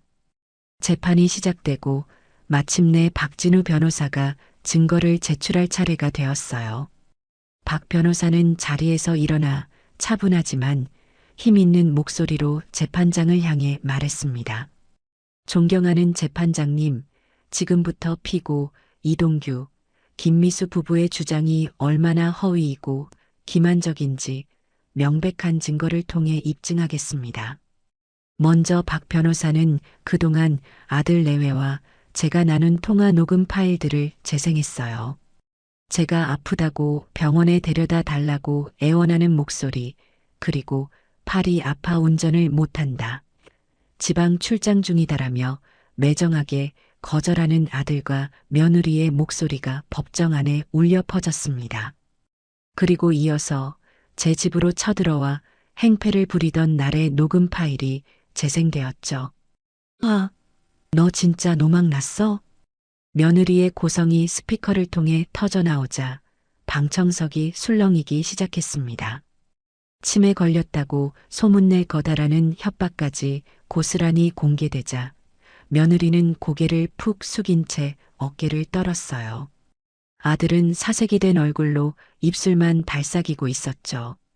다음으로 피고 이동규 씨가 원고를 기망했다는 직접적인 증거를 제출하겠습니다. 박 변호사의 말이 끝나자 법정 정면에 설치된 대형 스크린이 환하게 켜졌습니다. 그리고 재생된 것은 바로 제가 헬스클럽에서 찍은 바로 그 동영상이었습니다. 시끄러운 음악 소리와 함께 땀을 뻘뻘 흘리며 80kg은 좋게 넘어 보이는 바벨을 들어 올리는 아들의 모습이 화면을 가득 채웠어요. 이앗! 아들의 기합 소리가 법정 전체에 울려 퍼지는 순간 방청석에서는 어머나 하는 탄성과 함께 헛웃음이 터져 나왔습니다. 지난 재판에서 아프다던 팔을 붙잡고 눈물 연기를 펼치던 아들의 모습과 영상 속에서 힘자랑을 하는 아들의 모습이 극명하게 대비되는 순간이었죠. 아들은 이제 고개도 들지 못하고 두 손으로 얼굴을 감싸쥐었습니다. 재판장의 얼굴에도 황당하다는 기색이 역력했어요. 박 변호사는 마지막으로 그동안 제가 보냈던 문자 메시지 내역과 단 한 푼도 입금되지 않은 제 통장 거래 내역을 증거로 제출했습니다. 존경하는 재판장님, 모든 증거가 말해주고 있습니다. 피고들은 처음부터 원고를 부양할 의사도 능력도 없었습니다. 오직 재산을 편취할 목적으로 원고의 모정을 기만하고 재산을 증여받은 후에는 약속했던 부양 의무를 철저히 내팽개쳤습니다. 이는 부담부 증여 계약의 명백한 위반이며 민법에서 규정한 패륜적 행위에 해당합니다. 부디 현명한 판결을 내려주시어 자식에게 모든 것을 내어주고 버림받은 한 노모의 억울함을 풀어주시길 바랍니다. 박 변호사의 최종 변론이 끝나고 잠시 정적이 흘렀습니다. 재판장은 피고석을 향해 아주 차가운 눈빛으로 물었어요. 피고들, 마지막으로 할 말 있습니까? 아들과 며느리는 아무 말도 하지 못했습니다. 아니, 할 말이 없었겠죠. 그들의 모든 거짓말이 만천하에 드러난 지금 무슨 변명을 할 수 있었을까요? 잠시 후 재판장이 자리에서 일어나 판결문을 읽기 시작했습니다. 제 심장이 제 귀에 들릴 정도로 크게 뛰기 시작했어요. 주문. 피고 이동규와 원고 김문자 사이에 체결된 부동산 증여 계약을 해지한다. 피고 이동규는 원고 김문자에게 해당 부동산의 소유권 이전 등기 말소 절차를 이행하라. 소송 비용은 모두 피고들이 부담한다. 판결 이후 피고들은 증여계약에 명시된 부양 의무를 현저히 해태하였으며 특히 피고 이동규는 신체적 고통을 허위로 주장하여 원고를 기망한 사실이 인정된다. 이는 증여계약을 유지할 수 없는 중대한 사유에 해당하며 수증자의 망은 행위에 따른 증여, 해제권을 인정한 우리 법의 취지에 따라 원고의 청구를 모두 인용하는 바이다. 자식의 도리를 저버리고 부모의 사랑을 기만한 피고들의 행위는 그 어떤 이유로도 용납될 수 없다. 판결이 내려지는 순간 제 눈에서 뜨거운 눈물이 흘러내렸어요. 서러움의 눈물이 아니었습니다. 안도와 기쁨 그리고 제 자신에 대한 대견함이 뒤섞인 눈물이었죠. 박 변호사가 제 어깨를 가볍게 두드려 주었고 방청석에서는 작은 박수 소리가 터져 나왔습니다. 저는 피고석을 바라보았어요. 아들은 넋이 나간 사람처럼 멍하니 허공을 보고 있었고 며느리는 자리에 주저앉아 소리 없이 울고 있었습니다. 그들의 비참한 모습을 보니 통쾌함보다는 깊은 허무함이 밀려왔어요. 저는 자리에서 일어나 그들에게 단 한 번의 눈길도 주지 않고 당당하게 법정의 문을 향해 걸어 나갔습니다. 문을 열자 눈부신 햇살이 제 얼굴 위로 쏟아져 내렸어요. 길고 길었던 싸움이 마침내 끝나는 순간이었습니다. 법정의 문을 등지고 쏟아지는 햇살을 맞던 그 순간, 저는 제 인생의 한 시대가 끝났음을 직감했어요. 집으로 돌아오는 차 안에서 저는 창밖만 멍하니 바라보았어요. 옆자리에 앉은 박진우 변호사도 제 침묵을 존중해 주었죠. 한참을 달리던 그가 조심스럽게 입을 열었습니다. 어머님, 지금 심정이 어떠세요? 저는 천천히 고개를 돌려 그를 바라보았어요. 후련해요. 아주 후련한데 이상하게 가슴 한구석이 뻥 뚫린 것처럼 허전하기도 하네요. 아들을 이겼는데 기쁘지가 않아요. 그냥 내가 낳은 아들과 정말로 끝이 났다는 사실만 확인받은 기분이에요. 제 말에 박 변호사는 작게 고개를 끄덕였습니다. 이기고도 아픈 싸움이 있습니다. 특히 가족과의 싸움은 그렇죠. 하지만 어머님, 이건 어머님이 시작한 싸움이 아니에요. 어머님은 그저 어머님의 것을 지키기 위해 방어하셨을 뿐입니다. 절대 죄책감 느끼지 마세요. 그의 따뜻한 위로에 애써 누르고 있던 눈물이 핑 돌았어요. 집에 도착하자 박 변호사는 차에서 내려 제 손을 꼭 잡아주었습니다. 어머님, 정말 고생 많으셨습니다. 모든 게 다 어머님의 용기 덕분입니다. 앞으로는 웃으실 일만 가득할 거예요. 아니에요. 박 변호사님 덕분이죠. 평생 이 은혜는 잊지 않을게요. 정말 고마워요. 그렇게 인사를 나누고 집으로 들어와 현관문을 닫는 순간 길고 길었던 싸움이 정말로 끝났다는 사실이 온몸으로 느껴졌습니다. 낯선 평화와 함께 깊은 피로감이 한꺼번에 몰려왔어요. 저는 소파에 몸을 던지다시피 누워 한참을 그대로 있었습니다. 이 집, 이제 다시 온전히 제 것이 되었어요. 하지만 기쁨보다는 씁쓸함이 더 컸습니다. 제 평생의 보금자리였던 이 공간이 이제는 아들과의 추악한 싸움이 벌어졌던 전쟁터처럼 느껴졌으니까요. 그날 밤 저는 잠을 이루지 못하고 집안을 서성였어요. 아들 녀석이 어릴 때 쓰던 방에 들어가 보았습니다.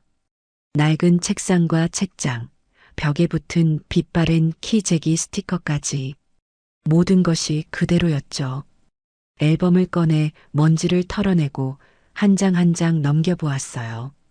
제품에 안겨 환하게 웃고 있는 아기 동규, 초등학교 입학식 날 긴장한 표정으로 제 손을 꼭 잡고 있던 어린 동규, 대학 합격증을 들고 펄쩍 뛰던 청년 동규까지. 그때의 저 아이는 어디로 사라진 걸까요? 언제부터 저 아이의 눈에서 순수함 대신 탐욕이 자리 잡기 시작했을까요? 저는 앨범을 가슴에 품고 한참을 소리 없이 울었어요. 제가 잃어버린 것은 건물이 아니라 바로 저 사진 속의 아들이었습니다. 다음 날 아침 2층 세탁소 아주머니가 뜨거운 미역국을 한 냄비 끓여서 올라왔어요. 사장님, 어제 판결 났다면서요? 아이고, 정말 잘 됐네. 내 속이 다 시원해요. 그동안 마음고생 많았죠? 이거 먹고 기운 차려요. 세탁소 아주머니의 환한 얼굴을 보니 저도 모르게 웃음이 나왔습니다. 피 한 방울 섞이지 않은 남인데도 이렇게 제 일처럼 기뻐해주는 사람이 곁에 있다는 사실이 얼마나 큰 위로가 되는지 몰랐어요. 그날은 다른 세입자들도 가게 문을 열기 전 일부러 저희 집에 들러 축하 인사를 건네고 갔습니다. 그들의 따뜻한 마음 덕분에 저는 지난밤의 슬픔을 털고 다시 일어설 힘을 얻을 수 있었어요. 그렇게 며칠이 지나고 예상했던 대로 그들의 연락이 시작되었습니다. 처음에는 발신자 표시 제한으로 걸려온 전화였어요. 받을까 말까 망설이다 받았는데 수화기 너머로 아들의 목소리가 들려왔습니다. 어머니, 저 동규예요. 목소리는 잔뜩 쉬어 있었고 배경에서는 바람 소리가 윙윙 들렸어요. 저는 아무 말도 하지 않았죠. 어머니, 제가 정말 잘못했어요. 죽을 죄를 지었습니다. 어머니, 제발 한 번만 용서해 주세요. 네, 어머니, 제발이요. 아들은 울고 있었습니다. 하지만 그 눈물에 제 마음은 조금도 움직이지 않았어요. 저는 이미 너무 많은 거짓 눈물에 속아왔으니까요. 용서? 내가 너를 용서하면 내 건물이 다시 네 것이 되기라도 하니? 제 차가운 말에 아들은 흐느낌을 멈추고 잠시 말을 잇지 못했어요. 제가 핵심을 찔렀다는 증거였죠. 아니에요, 어머니. 재산 때문이 아니에요. 저는 정말 어머니 아들로 다시 살고 싶어서 그래요. 어머니를 잃는 게 세상에서 제일 두려워요. 시끄럽다. 네가 내 아들이었던 시절은 네가 내 등에 칼을 꽂기로 결심한 그 순간에 이미 끝났다. 저는 그대로 전화를 끊어버렸습니다. 그리고 그 번호를 차단해버렸죠. 하지만 그걸로 끝이 아니었어요. 다음 날부터는 며느리에게서 문자가 오기 시작했습니다. 하루에도 수십 통씩 길고 긴 장문의 문자들이 쉴 새 없이 날아왔어요. 내용은 더 가관이었죠. 어머니, 저희 이제 월세 낼 돈도 없어서 길거리에 나앉게 생겼어요. 다 제가 동규 씨를 잘못 만나서 이렇게 된 거예요. 어머니, 차라리 저를 때려주세요. 어머니 발이라도 핥으며 평생 속죄하며 살게요. 저는 그 가증스러운 문자들을 읽다가 헛웃음이 터져서 더는 읽어보지도 않고 전부 삭제해버렸습니다. 그들의 발악은 점점 더 필사적으로 변해갔어요. 이번에는 친척들을 동원하기 시작했습니다. 평소 왕래도 없던 시동생에게서 전화가 걸려왔어요. 형님, 아무리 그래도 애 아빠를 전과자로 만들 셈이에요? 동규가 다 잘못했다고 싹싹 빌고 있다는데 한 번은 봐주셔야죠. 집안 망신이에요, 정말. 저는 차분하게 대답했어요. 아주버님, 집안 망신은 제가 아니라 어미를 속여 재산을 빼앗고 법정에서 거짓말까지 한 동규가 시키고 있는 겁니다.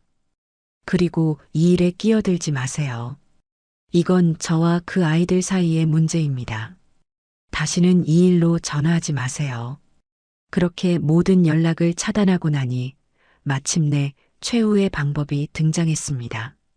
비가 추적추적 내리던 어느 날 저녁이었어요. 누군가 현관문을 두드렸습니다.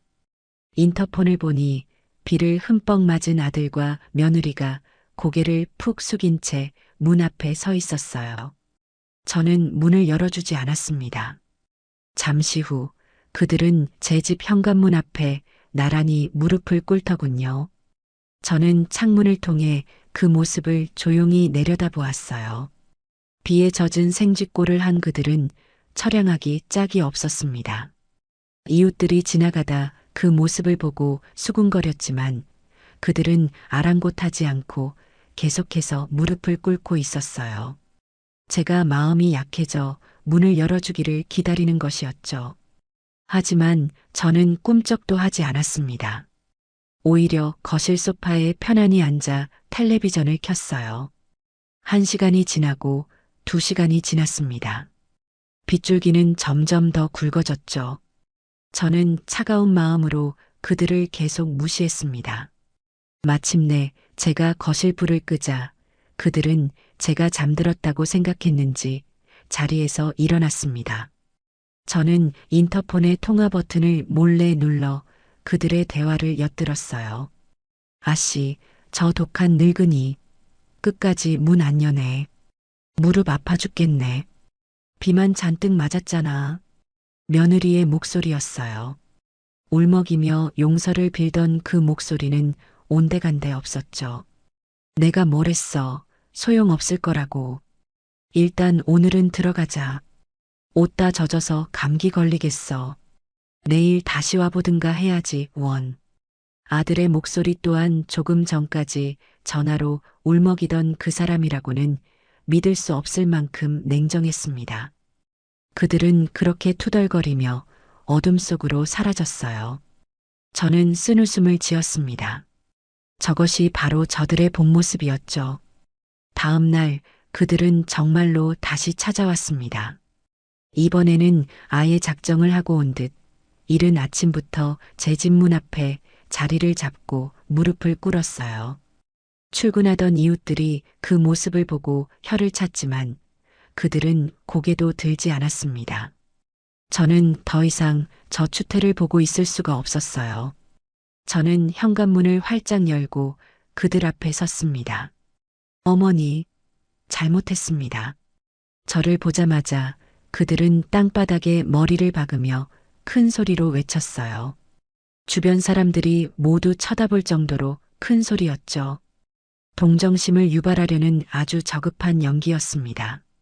며느리는 기어와서 제 바짓가랑이를 붙잡았어요. 어머니, 제가 죽을 죄를 지었어요. 제가 동규 씨를 잘못 이끌었어요. 다 제 잘못이에요. 제발 저희 좀 살려주세요. 이대로 길거리에 나앉게 생겼어요, 어머니. 저희 빚더미에 올라서 집에서도 쫓겨나게 생겼어요. 눈물 콧물을 쏟아내는 며느리의 모습은 처절했지만 제 눈에는 그저 악어의 눈물로만 보였습니다. 저는 제게 매달리는 며느리의 손을 차갑게 뿌리쳤어요. 그리고 무릎 꿇고 있는 아들을 똑바로 쳐다보며 말했습니다. 일어나라. 일어나라고 했다. 너희의 그 역겨운 연극, 이제는 더 이상 보고 싶지 않으니까. 제 단호한 말에 그들은 마지못해 자리에서 일어났어요. 저는 그들을 찬찬히 훑어보았습니다. 한때는 제 목숨보다 소중했던 아들과 제 딸처럼 여기고 싶었던 며느리의 모습이었죠. 너희가 지금 흘리는 눈물, 나를 위한 눈물이 아니지 않니? 너희가 잃어버린 내 재산을 위한 눈물이지. 너희가 지금 비는 용서는 진정한 반성이 아니라 이 상황을 다시 예전으로 되돌리고 싶은 욕심일 뿐이야. 제 말에 그들의 얼굴이 굳어졌습니다. 내가 아프다고 했을 때 너희는 바쁘다고 외면했다. 내가 생활비를 달라고 했을 때 너희는 돈 쓸 데도 없는 늙은이라고 무시했지. 너희에게 나는 어머니가 아니라 그저 돈 나오는 기계 혹은 너희의 미래를 위한 담보물일 뿐이었어. 안 그러니? 어머니, 그건 오해예요. 저희가 철이 없었어요. 오해? 네 팔은 헬스장에서만 멀쩡하고 네 효심은 내 통장 앞에서만 반짝이더구나. 나는 이제 더는 속지 않는다. 너희가 법정에서 흘렸던 거짓 눈물, 그리고 지금 내 앞에서 흘리고 있는 이 눈물까지 전부 다 지긋지긋해. 네 며느리가 내 집에서 나를 야 너라고 부르며 소리 지를 때 너는 옆에서 뭘 했지? 한마디라도 네 마누라를 말렸니? 아니, 너는 그저 방관했지. 너희 둘은 똑같은 욕심을 가진 완벽한 한 쌍일 뿐이야. 저는 마지막으로 그들에게 제 인생에서 가장 냉정한 선고를 내렸습니다. 내 아들로 다시 살고 싶다고? 내가 알던 아들은 이미 오래전에 죽었다. 내 앞에 있는 건 그저 내 돈을 탐내는 낯선 남자일 뿐이야. 너희에게 줄 재산은 이제 단 한 푼도 없다.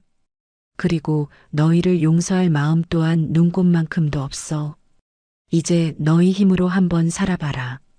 빚더미에 앉았든 길거리에 나앉게 되었든 그건 너희가 자초한 일이야. 땀 흘려 돈을 벌고 제 능력으로 집을 얻고 스스로의 힘으로 일어서 봐. 그것이 내가 너희에게 주는 마지막 가르침이다. 저는 말을 마치고 그들을 뒤로 한 채 집 안으로 들어왔어요. 그리고 현관문을 닫았습니다. 문 밖에서 저를 부르는 소리, 울부짖는 소리가 들려왔지만 저는 잠금쇠를 돌려 문을 단단히 걸어 잠갔습니다. 철컥하는 그 소리가 제 인생에서 그들을 완전히 지워버리는 소리처럼 들렸어요. 한참을 문에 기대어 서 있었습니다. 눈물은 나지 않았어요. 그저 길고 아팠던 악연의 고리를 마침내 제 손으로 끊어냈다는 안도감만이 제 마음을 가득 채울 뿐이었습니다. 아들 내외를 완전히 끊어낸 후 제 삶에는 놀라운 평화가 찾아왔어요. 하지만 한 가지 문제가 남아 있었죠. 바로 제가 살고 있는 이 건물이었습니다. 이곳은 제 평생의 자부심이었지만 동시에 아픈 기억의 장소이기도 했어요. 저는 이 집 구석구석에 스며 있는 배신과 다툼의 흔적들로부터 완전히 벗어나고 싶었습니다. 그래서 저는 아주 중대한 결심을 했어요. 이 건물을 팔기로요. 어머님, 정말 괜찮으시겠어요? 평생을 바쳐 이룬 곳인데. 박진우 변호사는 제 결정을 듣고 무척 놀라며 걱정했어요. 그는 제가 혹시나 너무 큰 상실감에 성급한 결정을 내리는 것은 아닌지 염려하는 눈치였죠.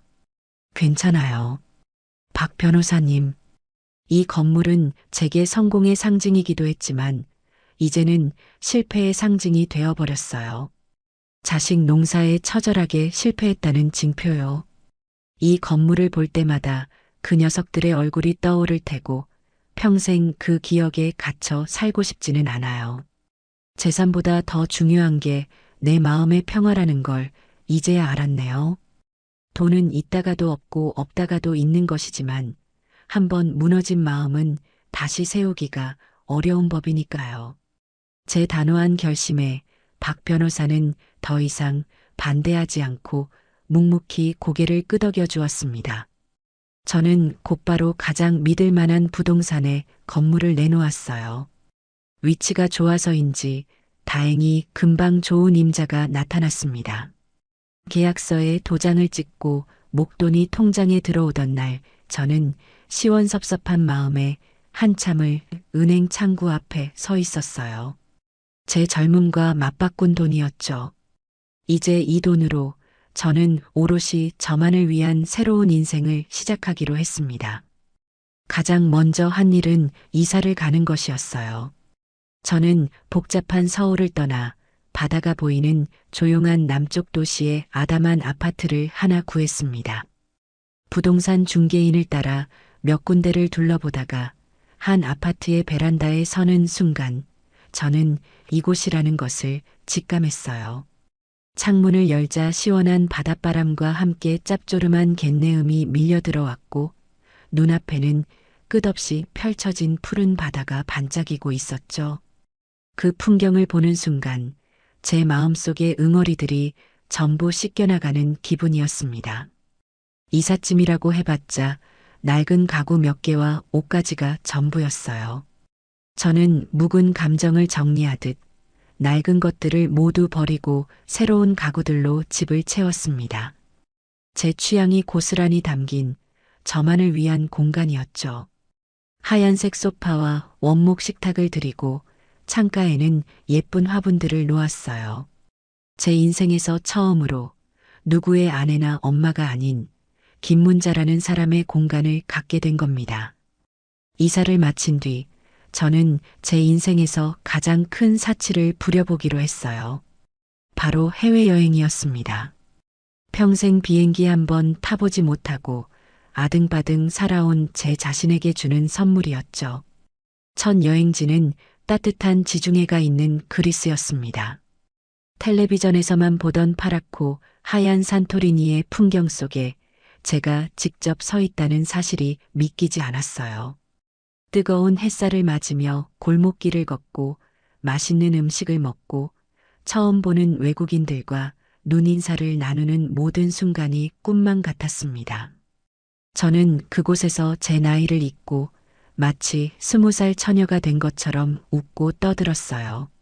에게의 푸른 바다를 바라보며 저는 제 지난날의 아픔들을 하나씩 바다에 던져버렸습니다. 여행에서 돌아온 뒤 제 삶은 더욱 활기차졌습니다. 저는 동네 문화센터에 등록해서 예전부터 배우고 싶었던 수채화와 도예를 배우기 시작했어요. 처음에는 붓을 잡는 것조차 어색했지만 하얀 도화지와 빙글빙글 돌아가는 물레에 집중하고 있으면 세상 모든 시름을 잊을 수 있었죠. 그곳에서 저와 비슷한 연배의 좋은 친구들도 많이 사귀었어요. 순자 씨, 영희 씨, 다들 자식들 출가시키고 제2의 인생을 즐기는 멋진 여성들이었죠. 우리는 함께 맛집을 찾아다니고 영화도 보고 가끔은 가까운 곳으로 여행도 다니며 소녀 시절처럼 즐겁게 지냈습니다. 서로의 아픔을 보듬어주고 소소한 기쁨을 나누면서 저는 혼자가 아니라는 사실을 깨달았어요. 그러던 어느 날 텔레비전 뉴스에서 저와 비슷한 처지에 놓인 한 할머니의 사연을 보게 되었습니다. 자식에게 전 재산을 물려주고 요양병원에 버려져 쓸쓸하게 죽음을 맞이했다는 이야기였죠. 그 뉴스를 보는 내내 가슴이 아파 견딜 수가 없었어요. 만약 제게 박진우 변호사 같은 조력자가 없었다면, 만약 제가 싸우기를 포기했다면 저 모습이 바로 제 미래가 되었을지도 모른다는 생각에 등골이 서늘해졌습니다. 저는 그 길로 박 변호사에게 전화를 걸어 한 가지 부탁을 했어요. 저처럼 자식에게 버림받고 고통받는 노인들을 도울 수 있는 믿을 만한 단체를 알아봐 달라고요. 며칠 뒤 저는 박 변호사가 소개해준 한 비영리 재단에 제 재산의 일부를 익명으로 기부했습니다. 제 이름이 알려지는 것은 원치 않았어요. 그저 제 고통스러웠던 경험이 다른 누군가에게는 작은 희망이 되기를 바랐을 뿐입니다. 돈을 보내고 나니 아들 내외에게 재산을 빼앗겼을 때와는 비교도 할 수 없는 큰 기쁨과 보람이 제 마음을 가득 채웠어요. 진정한 부는 나눔에 있다는 것을 저는 그때 비로소 깨달았습니다. 이제 제 하루는 아주 평온하고 행복하게 흘러가요. 아침에는 바닷가를 산책하며 떠오르는 해를 보고, 낮에는 그림을 그리거나 친구들을 만나고, 저녁에는 베란다에 앉아 붉게 물드는 노을을 바라보곤 합니다. 더 이상 아들 내외가 찾아올까봐 불안에 떨지 않아도 되고, 그들의 안부를 궁금해하지도 않아요. 그들은 이제 제 인생에서 완벽한 타인이 되었으니까요. 가끔 그들이 어떻게 살고 있을지 상상해 볼 때도 있지만 거기에는 어떤 미움이나 연민의 감정도 남아있지 않습니다. 그저 그들 역시 그들 스스로의 힘으로 인생을 살아내기를 멀리서 바랄 뿐이에요. 어제는 새로 사귄 친구들과 함께 저희 집에서 작은 다과회를 열었어요. 저희는 서툰 솜씨로 만든 각자의 도예 작품을 자랑하며 시간 가는 줄 모르고 웃고 떠들었죠. 창밖으로 부서지는 윤수를 바라보며 따뜻한 차를 마시는 그 순간 저는 문득 깨달았습니다. 내 인생의 주인은 남편도 자식도 아닌 처음부터 끝까지 바로 나 자신이었다는 것을요. 그리고 제2의 인생을 살고 있는 지금의 제가 그 어느 때보다도 행복하고 자유롭다는 사실을 말입니다. 저는 이제 더 이상 과거에 얽매이지 않아요. 제 앞에는 푸른 바다처럼 눈부신 날들만이 펼쳐져 있을 테니까요.